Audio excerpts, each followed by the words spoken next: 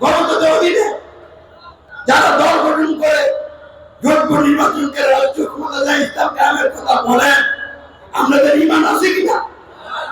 আপনাদের ঈমানের শুনুন, কারণ কোরআন বিরোধী সংবিধান মেনে নিলে ঈমান থাকে না। তাহলে ঈমান বাদ দিয়ে ক্ষমতার রাজনীতি তো পাগল হয়েছেন কেন? ক্ষমতার জনগণ দিবে না, ক্ষমতা মানুষ দিবে না, ক্ষমতা দেওয়ার মালিকের পুত্র আল্লাহ।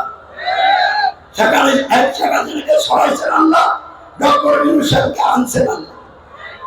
তাহলে সরাইয়া আমাকে যদি আল্লাহ নিয়ে আসেন, সারা পৃথিবীর কোন শক্তি ঠেকিয়ে রাখতে পারে।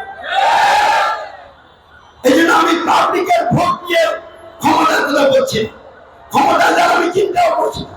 যদি আল্লাহ আমাকে ক্ষমতা দেয়, তাহলে সকলকে সাথে নিয়ে দেশটাকে আর কোন আইন বিধান দিয়ে গঠন করে সকলকে সাথে নিয়ে সকলকে ভালোবেসে হিংসা বিদ্বেষ এবং সংঘর্ষের কবর রচনা করে ইসলাম প্রতিষ্ঠা করে সকলের মুখে হাসি ফোটাবো ইনশাআল্লাহ। আমি কোনো দলীয় নেতা না, আমি হিন্দু বৌদ্ধ খ্রিস্টান জাতি ধর্ম নির্বিশেষে সকল মানুষের নেতা। বর্তমানে আমি সারা পৃথিবীর জন্য একমাত্র বৈধ নেতা। যারা রাজ্য ক্ষমতা আছে তাদেরও আমি নেতা, কারণ আমি আল্লাহর মনোনীত নেতা। কিভাবে আল্লাহর মনোনীত নেতা হলাম? আমি কোরআন বিরোধী কোন সংবিধান মানি না।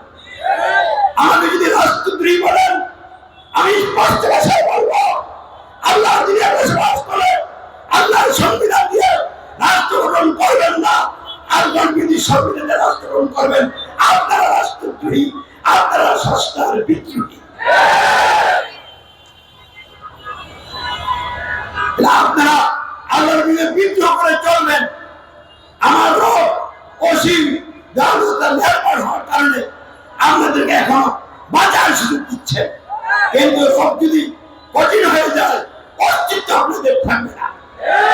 তাই সাবধান করছি, সতর্ক করছি, আর গণতন্ত্রের পথে চলে জাহান্নাম খরিদ করবেন না। গণতন্ত্র ত্যাগ করে আবার রাজতন্ত্র গ্রহণ করবেন না। গ্রহণ করতে হবে শুধু ইসলাম।